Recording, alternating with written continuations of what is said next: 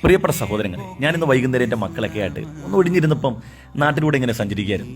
പെട്ടെന്ന് എൻ്റെ കണ്ണിലൊരു കാഴ്ച കണ്ടു. എൻ്റെ നാട്ടിലെ SKSF പ്രവർത്തകർ എല്ലാം എനിക്ക് അറിയുന്ന മക്കൾ തന്നെയാണ്.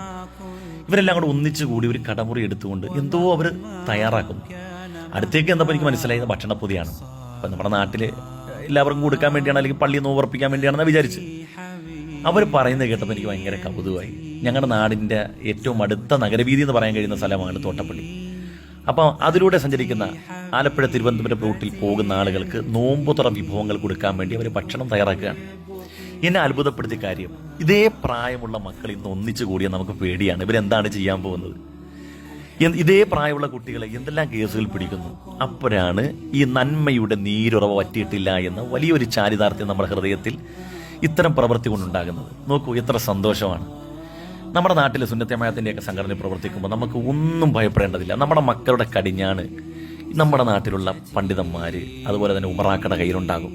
അൽഹംദുലില്ലാഹ്, നമ്മുടെ മക്കളൊക്കെ സുന്നത്തമായത്തിൻ്റെ സംഘടനയിലൊക്കെ പ്രവർത്തിക്കട്ടെ. വലിയ സന്തോഷം. അല്ലാഹു അവർക്കൊക്കെ വലിയ പ്രതിഫലം നൽകട്ടെ.